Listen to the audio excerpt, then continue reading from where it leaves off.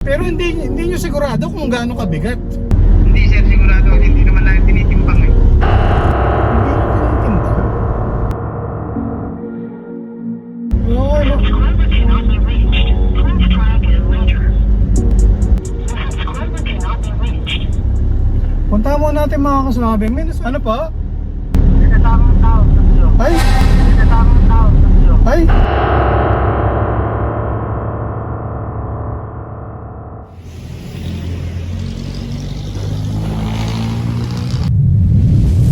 Kaswabe, meron tayong kaswabe dito. Nakilala tayo. Shoutout sa inyo. Ingat sa biyahe, sir. Michael. Michael, ingat sa biyahe, sir. Salamat po. Sige, sige. Ingat mo, man.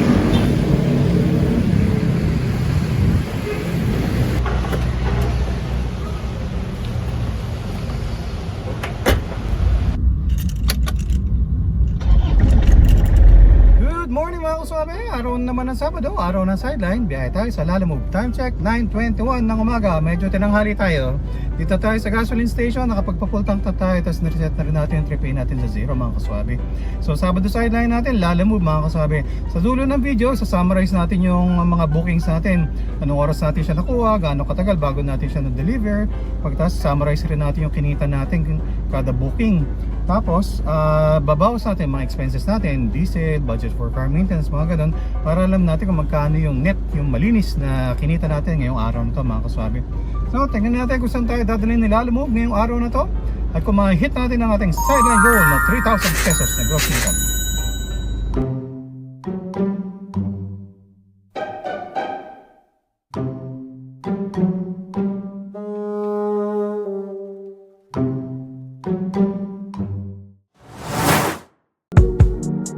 The number you have dialed is incorrect. The number you have dialed is incorrect. Hello po, magandang umaga po, sir, sa Lalamove po. Anong items po ikakarga, sir, yung dadalhin po sa Marikina? Box na sir. Gaano karami, sir? 30 box na. 30? Wala pa rin eh. Okay, sir, wala naman pong pasahero, sir? Wala, hindi na mapunta na ito para magpasero. Minsan po kasi, sir, may nagbo-book na may pasahero. Bawal po yun. Sige, sir, tawag po ako, sir. Salamat, sir. Salamat, sir. Bye. Okay mga kasama, time check 10:22. So halos sa isang oras tayo na nag-aabang ng booking. Gahintay kasi tayo ng magagandang booking mga kaswabe. Parang sayang naman kung pooling o kaya malapitan lang tapos hindi ka makakapag-double booking. So may na-swipe tayo 2.2 kilometers away lang dito, Las Piñas. Tapos pagdadalan sa may sa may Marikina. Okay mga kasama, time check 10:40. Na-pick up na natin mga 30 boxes siya. Yung iba maliliit, yung sa iba hindi ganong maliliit, pero ano naman, mga oil daw ang laman mga kaswabe. So dadalhin natin to sa Marikina, 28 kilometers, 1 hour 26 minutes away, sabi ni Waze. Medyo nag-aalangan na ako mag-double booking kasi although may pwesto naman, no? Kaya lang medyo mabigat eh. Cake sana. Sana may ma-swipe tayo na cake. Okay, biyahin tayo mga kaswabe. Booking number 1.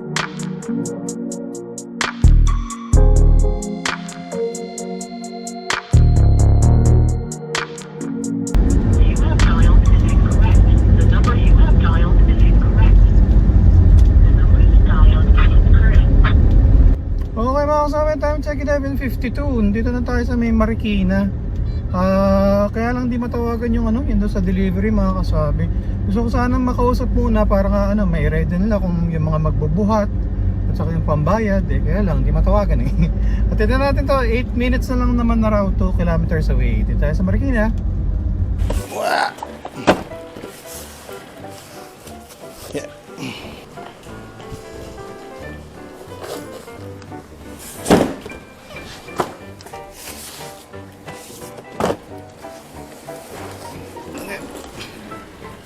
Okay. Okay mga kasama, time check 12:12. Ni-drop off na natin yung mga items. Binayaran tayo na sir via Gcash, 654 plus yung 35 na C5 Southlink natin. 710 ang binigay niya sa atin, so may check tayo na 21 pesos. Ayos mga kasama. Dito tayo sa Marikina, baka buong tayo ng booking. Dito tayo sa ilalim ng puno. Okay mga kaswabe, kung interesado kayong mag-apply sa Lalamove, ito yung step-by-step guide kung paano mag-apply. Tapos paki-input na rin yung aking referral code. Baka naman!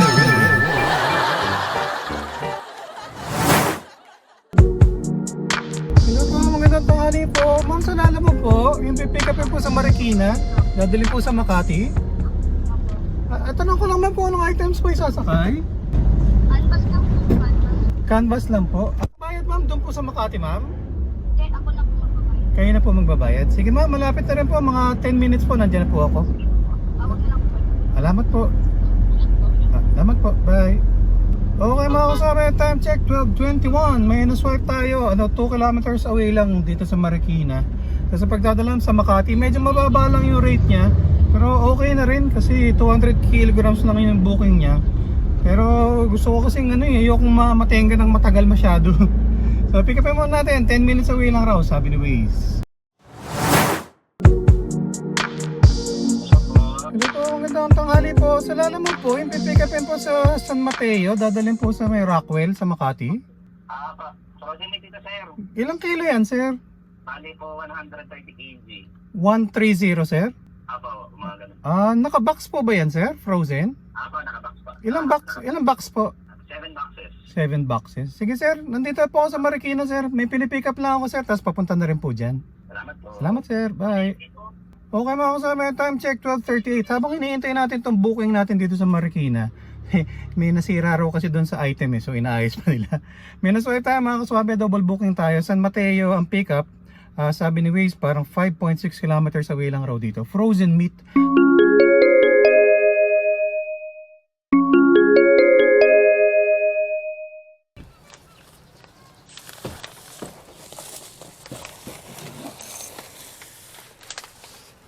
Okay na po.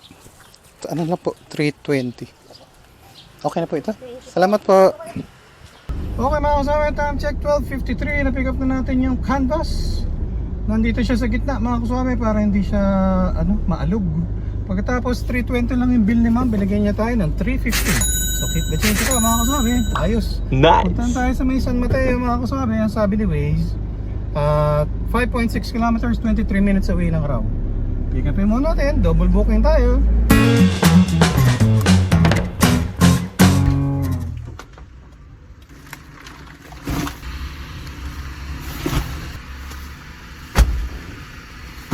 Okay mga kasama, atras lang tayo. Dead end pala yung kabilang dulo. Na-pick up na natin yung mga frozen meat mga kaswabe. In the boxes lang naman. All goods paid via credit pala to mga kaswabe. Sabi ni Waze 17 kilometers, 1 hour 16 minutes away. So unahin muna natin to kasi mas malapit to sa Rockwell bago natin ihatid tong canvas sa may Makati naman.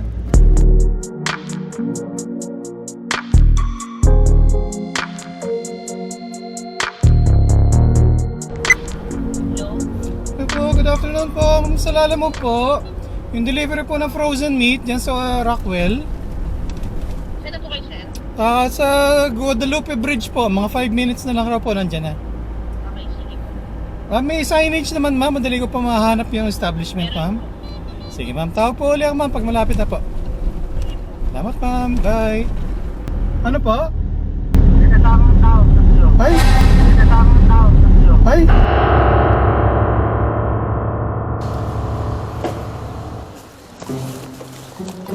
Pas nga ako.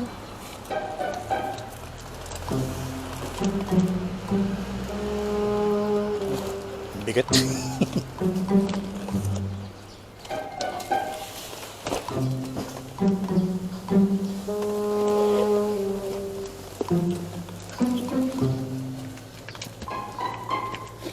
Yeah. Yeah.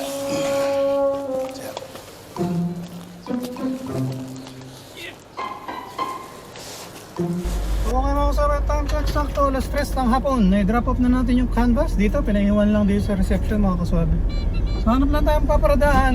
Pahinga tayo ng konti pero abang-abang tayo. Sana makarami pa tayo, nakakatatlo pa lang tayo mga kaswabe dito tayo sa Makati.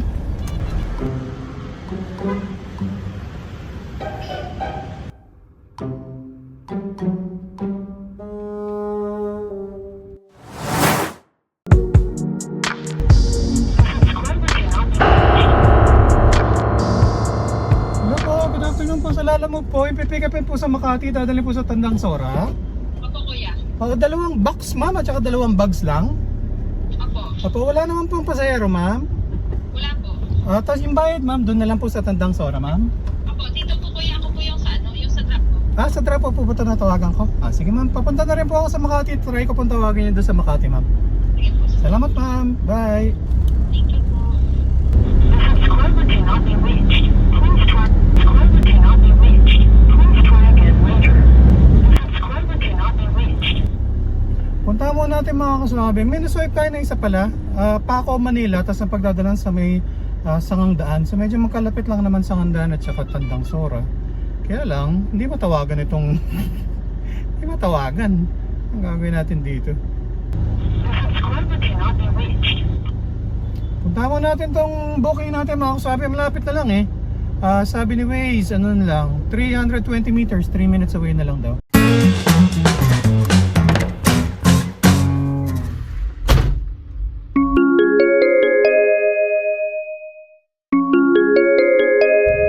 Okay mga kasama, time check 4:27. Dito tayo sa Paco, Manila. Na-pick up na natin yung mga items. 5 boxes maliliit, nilagay lang natin doon sa gitna. Tapos isang plastic bag lang mga kaswabe. Unahin natin itong headed sa Sangangdaan, 15 kilometers, 1 hour 20 minutes away, sabi ni Waze. Tapos noon, saka tayo pupunta ng Tandang Sora. Double booking tayo mga kaswabe. Update ako mamaya, dito tayo sa Paco, Manila.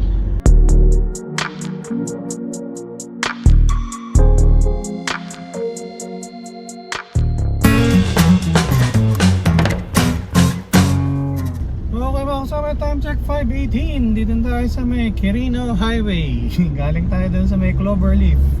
19 minutes, 2.8 kilometers. Medyo matraffic. Pero ganun talaga dito sa Quirino Highway.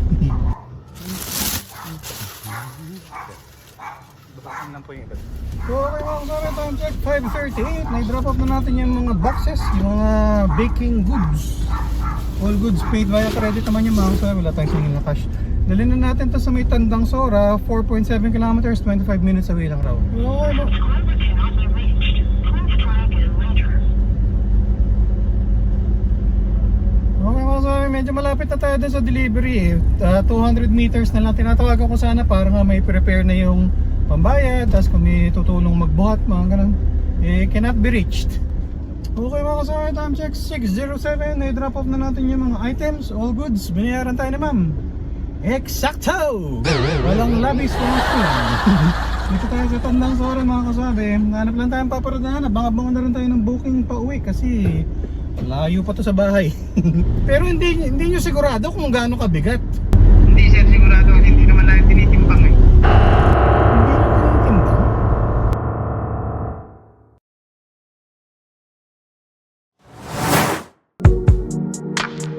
Hello po, magandang gabi po. Sa Lalamove Sharing, pipick upin po, dadalhin po sa Loyola Heights. Frozen goods daw. Nasa na po. Ano ba to sir? Tandang Sora sir, mga 7 minutes na lang raw sir, nandiyan na po. Okay sir. Sir, frozen goods sir, ano yun? Frozen talaga sir, hindi naman tumutulo. Natutup nito sir. Hindi lang naman yung... Ha? Ano to sir? May dry na kahon. Nakakahon naman sir. Sir, ilang kilo yan sir? Hindi ko lang alam. Nasa 300 siguro to 200. 300 to 200 sir? Yes sir. Hindi sigurado sir kung ilan? Apo. Bakit hindi sigurado sir? Ilan ba yung nakabook sir sa inyo? Nakabook sir 300 eh, kaya lang kung hindi kayo sigurado, baka lagpas sa 300 yan sir? Hindi nalalampas sa 300 yun. May itlog lang to, itlog. May itlog sir, may itlog? Oo. May itlog tas may frozen goods pa sir? Meron.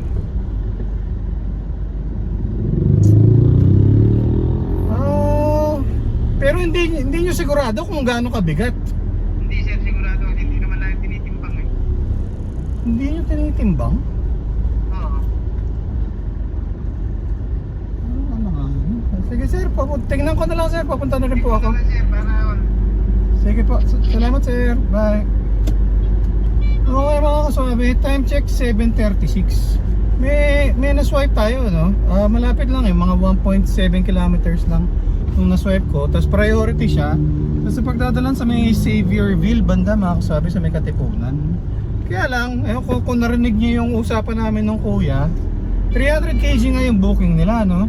Pero hindi raw nila tinitimbang, so hindi sila sigurado kung gaano kabigat. So frozen goods, naka-box raw, tapos may mga itlog pa.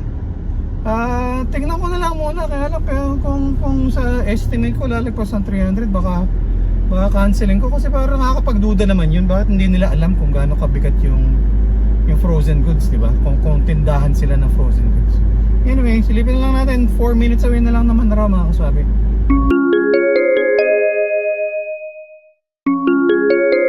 Okay mga kasabi, time check 7:47. Na-pick up na natin mga stuffs siya para sa mga supplies para sa restaurant Tato. May isang lata ng ng mantika, ilan yun, 4 o 5 trays ata ng mga patong-patong na trays ng mga itlog. Tapos may mga longganisa, hindi nga siya frozen nga pero ang ginawa nila, so naka-plastic na siya ng doble. Dinagdagan pa ni Kuya ng isang plastic, binalot pa niya para nga sigurado hindi tutulong mga kasabi. So priority booking ito, so malamang hindi tayo makakapagsabay. Pero malapit lang naman, 6.7 kilometers, 20 minutes away nga lang raw. So atid mo lang ito mga kasabi. Kaya pala, parang balot-balot siya. So tama nga si Kuya, hindi nga nila kinikilo.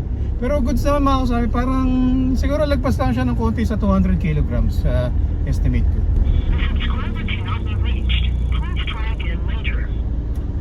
Okay mga kasabi, time check 8:01, 1.1 kilometers na lang, 4 minutes away na lang tayo dito sa pagdideliveran natin. Yun nga, cannot be reached yung contact natin. So iatid na lang natin to doon. Gusto ko sana kasi tinatawagan bago tayo dumating. Una para ma-prepare yung payment, tapos pangalawa para makapag-ready sila dun sa mga tao na magbubuhat nito mga items na medyo mabigat. Wala hindi matawagan. So puntahan lang natin mga kasabi. The subscriber cannot be reached. Okay mga kasabi, time check 8:13. I-drop off na natin yung mga supplies para dun sa restaurant dito mga kasabi. All goods. Binayaran tayo ng mga Mexacto. Walang labis lang. Ano na tayong paparada mga kasabi, abang tayo ng booking pa uwi. Medyo malayo pa to sa bahay. Hello po, magandang gabi po sa Lalamove po. Opo, Lalamove po, yung pipick up po sa West Camias, dadalhin po sa Makati. Okay. Anong items po isasakay, sir? Ano po? Nagkatamang tao, tatlo. Ay, naku sir, bawal po yung pasahero, sir. Oo, sir, paki-cancel na lang, sir, kasi bawal po yung pasahero sa Lalamove, sir. Lalamove ride po ang i-book ninyo, sir. Paki-cancel na lang, sir, pasensya na po. Salamat po, bye. Okay mga kasabi, minute swipe tayo malapit lang sana para mga 3 kilometers away. West Camias, tapos pagdadalan sa may Makati. So good sana kaya lang yun, nakausap ko si sir, may kasabero na 3 tao. So bawal yun din sa Lalamove mga kaswabi, kasi dapat Lalamove ride ang i-book nila. Kung may pasahero pa lang sasakay, kaya mag-grab sila, joyride. Ayun, sabi ko kung pwede paki-cancel na lang. So sana cancelin nila. Okay mga kasabay, naka 129.8 kilometers tayo ngayong araw na to. Tapos full tank na ulit tayo, full tank tayo ng umaga, tapos ngayong gabi pa full tank ulit. Yung pakarga natin ngayong gabi, yan yung eksakto nagkasusahan sa diesel para sideline natin ngayong araw na to. Okay mga kasabay, time check 9:39 ng gabi. So lagpas 12 oras tayo sa kalsada ngayong araw na to. Dahil na lang natin sa tawa mga kasabi, kasi naka 6 bookings tayo. Tapos ang baba ng kinita natin, so hindi natin na-hit na naman ang ating sideline goal na 3,000 pesos. So naka-6 na bookings tayo, dalawang beses tayo nakapag double booking. Tapos isang beses lang tayo nakakuha ng booking na lagpas 500 pesos. Kasi yun yung target ko talaga mga kaswabi. Ang gusto kong mga booking sana, mga 500 pesos pataas. So isang beses lang tayo nakakuha ng ganun.